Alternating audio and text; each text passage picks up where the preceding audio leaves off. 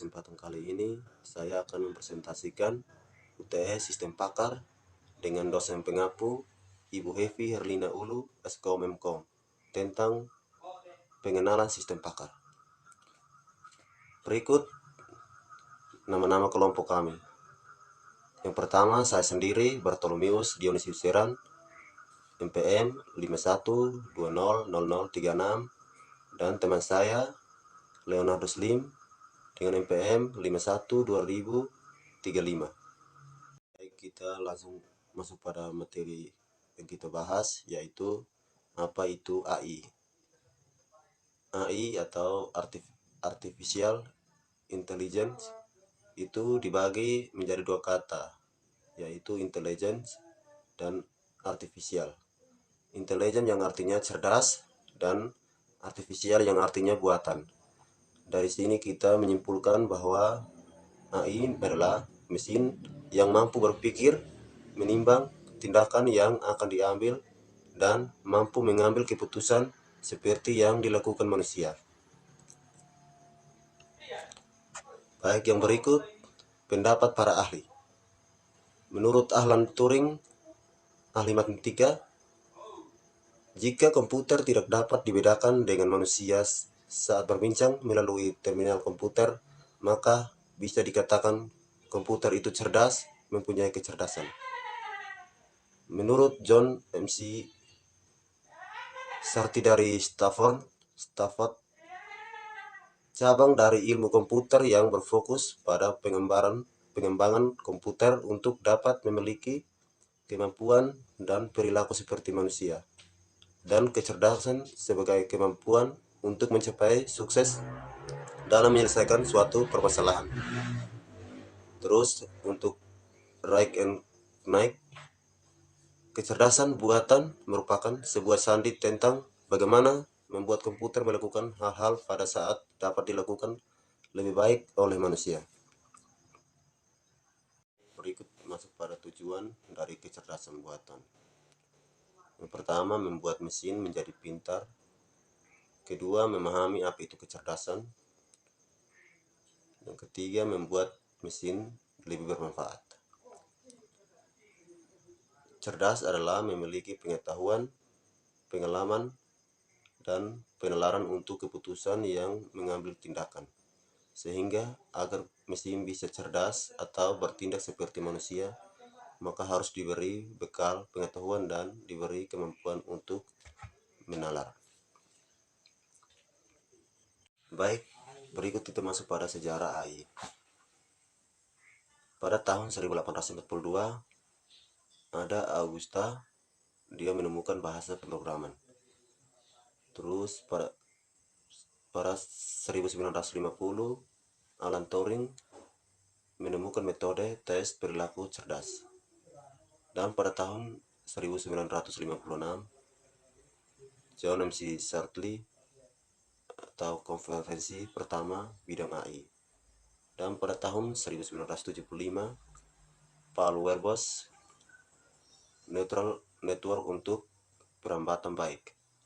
Pada tahun 1986, Rumenhard Hinton memperkenalkan Black Propagation as Learning Procedure.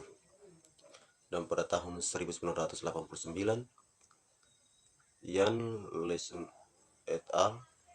Menerapkan backprop ke multilayer NN.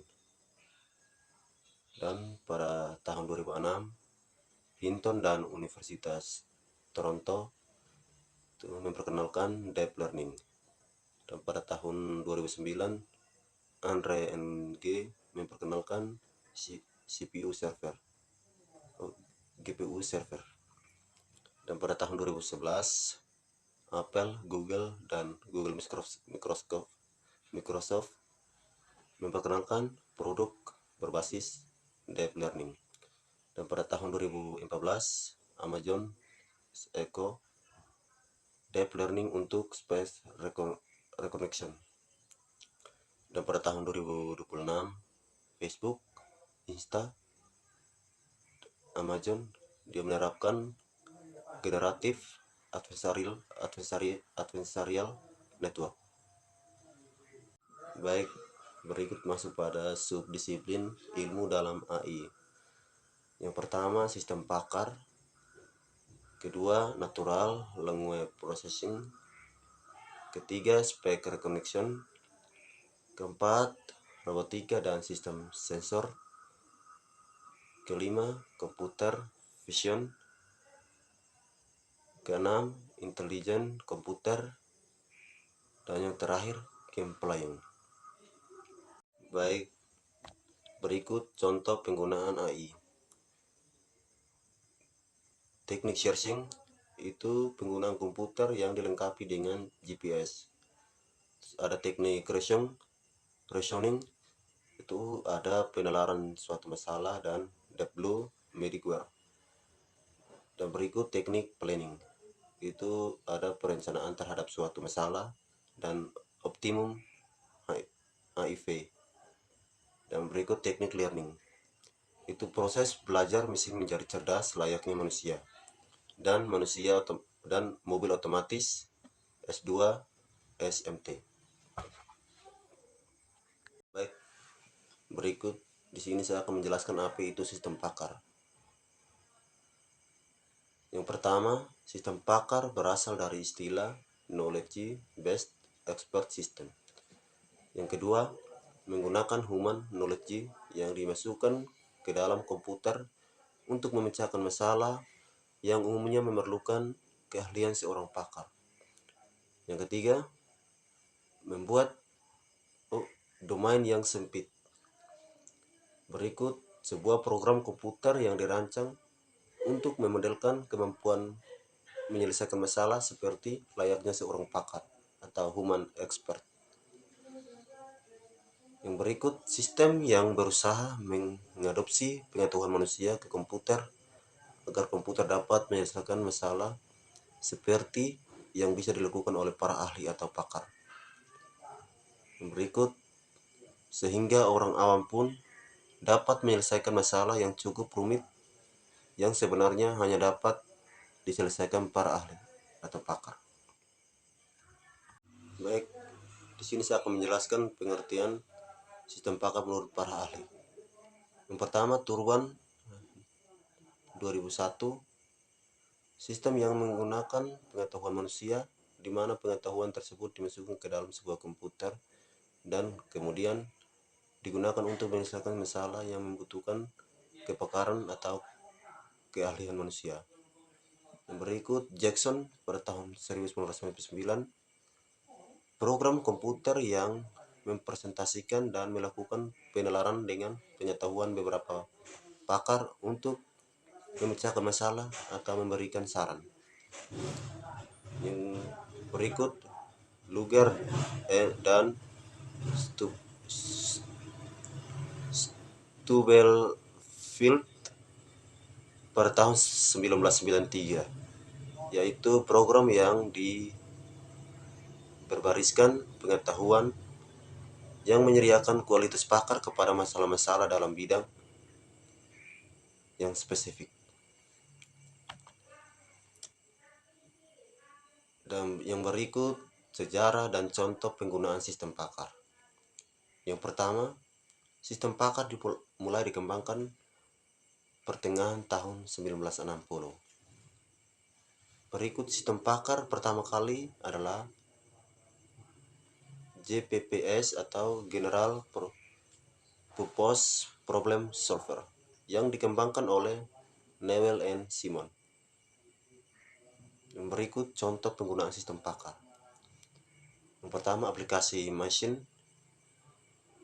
Kedua, aplikasi Dendral. Berikut aplikasi Shopee. Berikut aplikasi Delta. Yang berikut aplikasi Prospecto. Dan yang berikut aplikasi Folio. Dan di sini saya akan menjelaskan kemampuan sistem pakar. Baik, yang pertama, menghimpun data dalam jumlah yang besar. Yang kedua, menyimpan data tersebut dan dalam jangka waktu yang lama dalam bentuk tertentu. Yang ketiga, itu mengejarkan perhitungan secara cepat dan tepat serta mencari kembali data yang tersimpan dengan kecepatan tinggi. Yang keempat, meningkatkan produktivitas. Yang kelima, membuat seorang yang awan bekerja seperti layaknya seorang pakar. 6. Meningkatkan kualitas dengan memberikan nasihat yang konsisten dan mengurangi kesalahan. Yang ketujuh, mampu menangkap pengetahuan dan kepekaran seseorang. Yang kedelapan, dapat beroperasi di lingkungan yang berbahaya. 9. Memudahkan akses pengetahuan seorang pakar. 10. Andal. 11. Meningkatkan kapabilitas sistem komputer. 12. Mampu bekerja dengan informasi yang tidak lengkap atau tidak pasti. Selama konsultasi dengan pakar tetap akan memberikan jawabannya. 13. Bisa digunakan sebagai media pelengkap dalam pelatihan. Yang ke-14, meningkatkan kemampuan untuk menyelesaikan masalah karena mengambil dari sumber pengetahuan banyak pakar.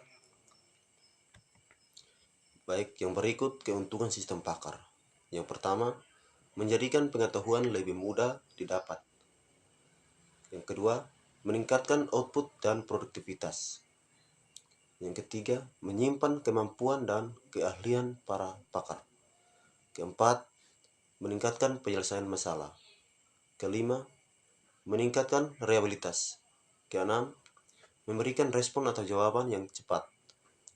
7. Merupakan panduan yang intelligence atau cerdas. 8. Dapat bekerja dengan informasi yang kurang lengkap dan mengandung ketidakpastian. Yang 9. Dapat digunakan untuk mengakses basis data dan dengan cara cerdas. Baik, yang berikut kelemahan sistem pakar. Yang pertama, pengetahuan tidak bisa selalu didapat dengan mudah karena pendekatan yang dibuat oleh satu pakar dengan pakar lainnya berbeda. Yang kedua, untuk membuat suatu sistem yang berkualitas sangat sulit dan memerlukan biaya yang tinggi. Yang ketiga, sistem pakar tidak 100% benar. Perlu diuji ulang sebelum digunakan. Dalam hal ini, peranan manusia merupakan faktor dominan. Baik, berikut masuk pada ciri-ciri sistem pakar. Yang pertama, terbatas pada domain keahlian tertentu. Kedua, dapat memberikan penalaran untuk data-data yang tidak lengkap atau tidak pasti. Ketiga, dapat menjelaskan alasan-alasan dengan cara yang dapat dipahami. 4. Bekerja berdasarkan pada kaidah atau rule tertentu. Kelima, mudah dimodifikasi. 6. Basis pengetahuan dan mekanisme inferensi terpisah. 7. Output bersifat anjuran. Ke-8, sistem dapat mengaktifkan kaidah secara searah dan sesuai. Baik, di sini akuisisi pengetahuan. Akuisisi pengetahuan ini ada subsistem ini digunakan untuk memasukkan pengetahuan dari seseorang pakar dengan cara merekayasa pengetahuan agar bisa diproses oleh komputer dan meletakkannya ke dalam basis pengetahuan dengan format tertentu dalam bentuk representasi pengetahuan. Sumber-sumber pengetahuan bisa diperoleh dari pakar, buku, dokumen multimedia, basis data, laporan riset khusus, dan informasi yang terdapat di web. Yang berikut, basis pengetahuan. Basis pengetahuan mengandung pengetahuan yang diperlukan untuk memahami, memformulasikan, dan menyelesaikan masalah. Basis pengetahuan terdiri dari elemen dasar, yaitu yang pertama, fakta, misalnya situasi, kondisi, atau permasalahan yang ada. Yang kedua itu rule atau aturan untuk mengarahkan penggunaan pengetahuan dalam memecahkan masalah. Yang berikut itu inferensi. Mesin inferensi ini sebuah program yang berfungsi untuk memandu proses penalaran terhadap suatu kondisi berdasarkan pada basis pengetahuan yang ada, memanipulasi dan mengarahkan kaidah model data fakta yang disimpan dalam basis pengetahuan untuk mencapai solusi atau kesimpulan. Dalam prosesnya, mesin inferensi menggunakan strategi pengendalian, yaitu strategi yang berfungsi sebagai panduan arah dalam melakukan proses penalaran. Yang berikut, daerah kerja atau blackboard. Di sini untuk merekam hasil sementara yang akan dijadikan sebagai keputusan untuk menjelaskan sebuah masalah yang sedang terjadi. Sistem pakar membutuhkan blackboard, yaitu area pada memori yang berfungsi sebagai basis data. Berikut antarmuka pemakai. Sebagai media komunikasi antar pengguna dan sistem pakar, komunikasi disajikan dalam bahasa alami atau natural language dan dilengkapi dengan grafik, menu, dan formulir elektronik. Pada bagian ini akan terjadi dialog antara sistem para pengguna. Yang berikut kita masuk pada subsistem penjelasan. Subsistem penjelasan ini memberi penjelasan kepada pengguna. Kesimpulan dapat diambil. Sistem perbaikan pengetahuan. Yang pertama itu kemampuan memperbaiki pengetahuan dari seseorang pakar diperlukan untuk menganalisis pengetahuan, belajar dari kesalahan masa lalu, kemudian memperbaiki pengetahuan sehingga dapat dipakai di masa mendatang. Kemampuan evaluasi diri seperti itu diperlukan oleh program agar dapat menganalisis untuk mengambil kesimpulan. Dengan cara ini, basis pengetahuan yang lebih baik dan penalaran yang lebih efektif dan dihasilkan. Pengguna atau user. Pada umumnya pengguna sistem pakar bukanlah seorang pakar atau non-expert yang membutuhkan solusi, saran atau pelatihan dari berbagai permasalahan yang ada. Berikut itu bentuk sistem pakar. Dalam bentuk sistem pakar itu dibagi menjadi 4 bagian. Yang pertama itu berdiri sendiri. Yang kedua bergabung, tergabung. Yang ketiga menghubungkan ke software lain. Yang keempat itu sistem mengabdi. Nah, yang pertama yang berdiri sendiri ini, arti dari berdiri sendiri maksudnya software yang berdiri sendiri dan tidak bergabung dengan software lain. Yang kedua tergabung. Yang tergabung program untuk memanggil algoritma subrutin lain. Yang ketiga menghubungkan ke software lain itu sistem pakar yang menghubungkan ke suatu paket program tertentu, misalnya DBMS. Yang keempat itu sistem mengabdi. Sistem mengabdi ini sistem pakar merupakan bagian komputer khusus yang dihubungkan pada suatu fungsi tertentu. Kita masuk kepada yang berikut, itu pengetahuan, knowledge. Yang pertama itu pengetahuan.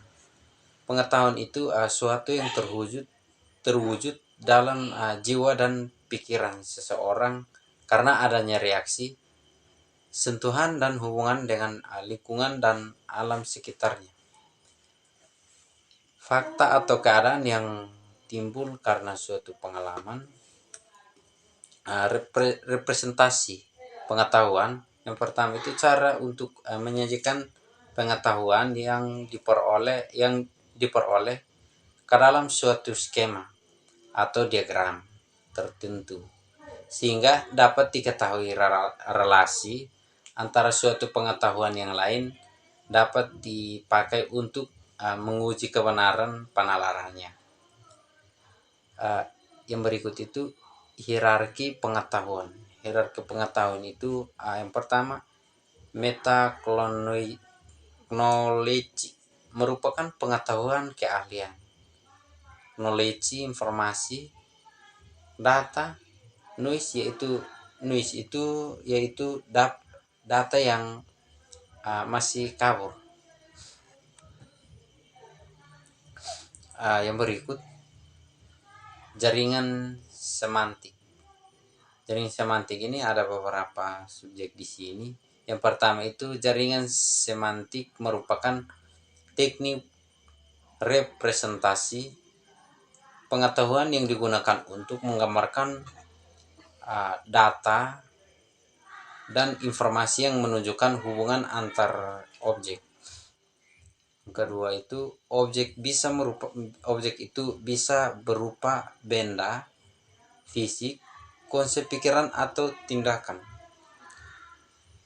Yang ketiga, jaringan semantik berupa grafik yang terdiri dari noda yang mempresentasikan objek dan busur atau ars yang mempresentasikan relasi antar objek tersebut.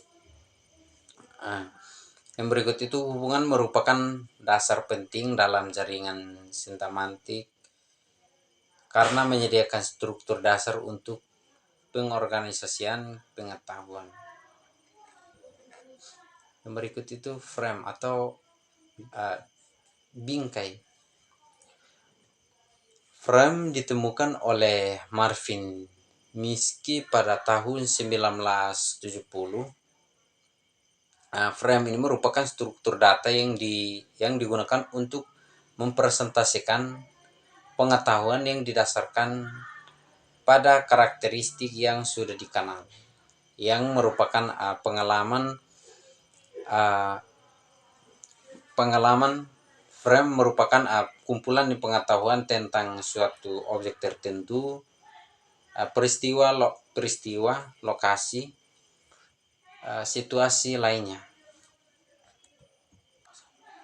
Frame terdiri dari dua elemen dasar. Yang pertama itu slot merupakan kumpulan atribut atau properti yang menjelaskan objek dipresentasikan oleh frame berupa informasi identitas frame, hubungan frame dengan frame yang lain, penggambaran persyaratan yang dibutuhkan frame, informasi prosedur untuk menggunakan struktur yang digambarkan, informasi default frame, informasi baru. Yang kedua itu sub-slot, menjelaskan pengetahuan atau prosedur dari atribut pada slot yang berbentuk. Yang pertama itu value. Value itu nilai dari suatu atribut. Yang kedua default. Default itu nilai yang digunakan jika slot kosong. Yang ketiga range, jenis informasi yang muncul pada slot. Yang keempat if edit, informasi tindakan yang akan dikerjakan jika nilai slot diisi. Yang berikut itu if needed. Sub slot ini digunakan pada kasus di mana tidak ada value pada slot. Yang berikut order. Order itu slot dapat berisi frame, rule, jaringan semantik atau tipe lain dari informasi. Yang berikut itu script atau naskah. Script atau dikembangkan oleh Seichan dan Ebelson dari Universitas Yale. Script merupakan skema presentasi pengetahuan yang menggambarkan urutan-urutan kejadian atau sequence of events. Script menyerupai frame dengan penambahan informasi termasuk harapan rentetan kejadian, tujuan serta perencanaan yang melibatkan para aktornya.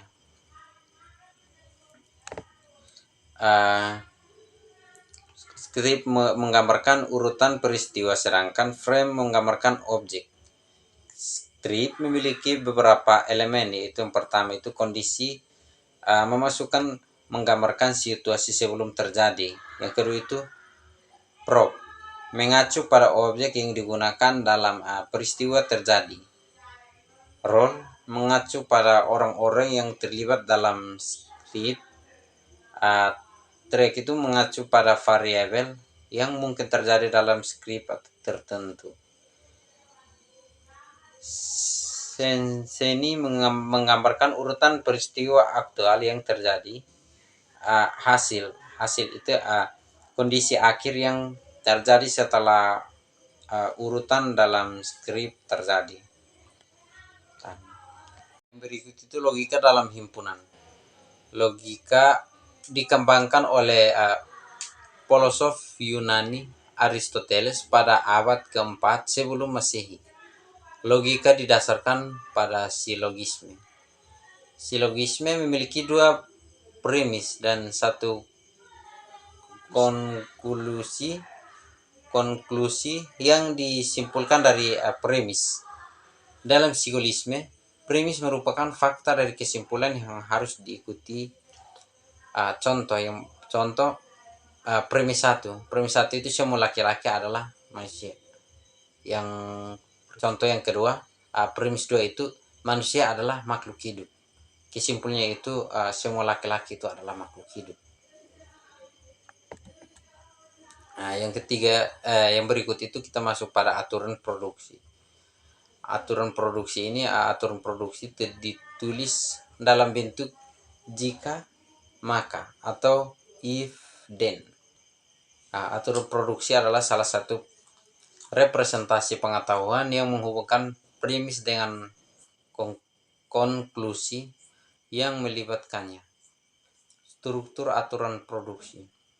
If premis then konklusi. Konsep sistem produksi diperkenalkan oleh Post pada tahun 1943. Tiga elemen utama itu dari sistem produksi. Database global itu merupakan data utama dari sistem produksi. Database ini mempunyai jangkauan dari sebuah daftar sederhana atau matriks kecil, sehingga dikomplekskan relasi dan struktur indeks. Lalu kaidah itu produksi mempunyai bagian kondisi if dan aksi then. Jika sisi kiri dinamakan kondisi atau premis yang dipenuhi database, maka kaidah dapat diterapkan dan subjek menjadi pemicu bagi sistem kontrol. Berikut itu sistem kontrol merupakan penerjemah yang esensial untuk mengontrol urutan di mana kaidah-kaidah produksi dipicu dan menyelesaikan konflik jika lebih dari satu kaidah yang diaplikasikan. Baik, sekian dari presentasi kami, kurang lebihnya itu mohon maaf.